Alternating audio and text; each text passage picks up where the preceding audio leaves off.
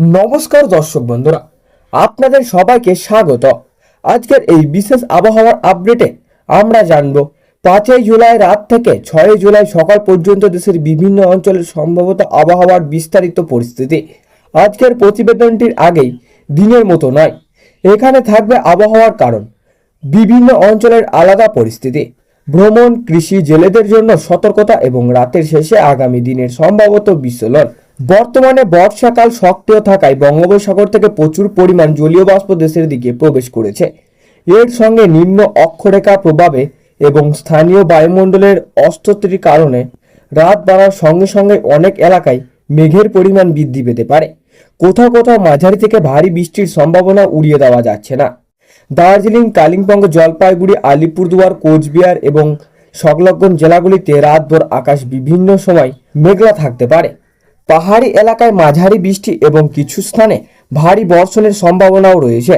পাহাড়ি রাস্তায় কুয়াশা ও কম দৃশ্যমানতার কারণে রাতের যাতায়াতে বাড়ির সতর্কতা প্রয়োজন। নদী ও পাহাড়ি ঝর্ণাগুলো জলস্তর কিছুটা বাড়তে পারে। যারা রাতে দীর্ঘ দূরত্ব ভ্রমণ করবেন তারা আবহাওয়ার সর্বশেষ তথ্য জেনে বের হবেন।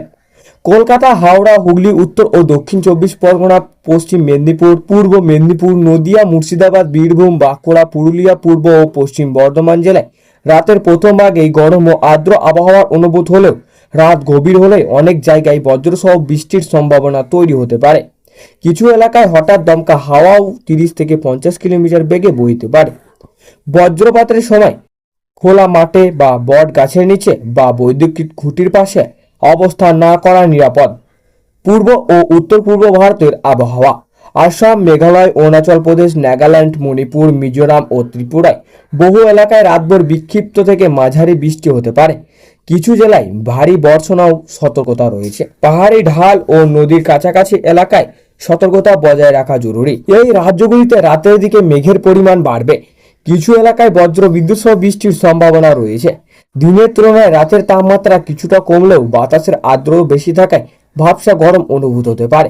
দিল্লি, উত্তরপ্রদেশ, পাঞ্জাব, হরিয়ানা, হিমাচল প্রদেশ এবং উত্তরাখণ্ডের বিভিন্ন অংশে আংশিক মেঘলা আকাশের পাশাপাশি কোথাও কোথাও বৃষ্টির সম্ভাবনাও রয়েছে। পাহাড়ি এলাকায় মাঝারি থেকে ভারী বৃষ্টিও হতে পারে, তাই রাতে পাহাড়ি সড়কে চলাচলের বিশেষ সতর্কতা প্রয়োজন।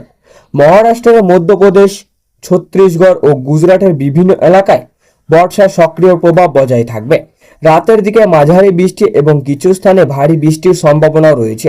শহরের রাস্তাগুলিতে জল জমে যাওয়ার কারণে যান চলাচলের সাময়িক সমস্যা দেখা দিতে পারে।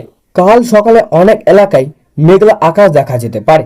কোথাও কোথাও সকালের দিকে হালকা থেকে মাঝারি বৃষ্টি চলতেও পারে, তবে কিছু এলাকায় বৃষ্টি কমে রোদও দেখা দিতে পারে।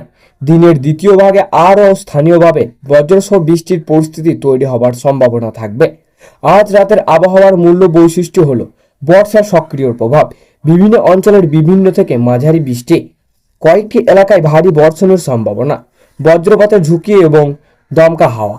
তাই অপ্রয়োজনীয়ভাবে বাইরে না বেরিয়ে নিরাপদ স্থানে থাকুন এবং আবহাওয়ার সর্বশেষ সরকারি নির্দেশিকা অনুসরণ করুন। এই ছিল আজ রাতের বিস্তারিত আবহাওয়ার আপডেট। ভালো লাগলে লাইক করবেন এবং চ্যানেলটিকে সাবস্ক্রাইব করে পাশে থাকা বেল আইকনটি অন করে দেবেন। ধন্যবাদ।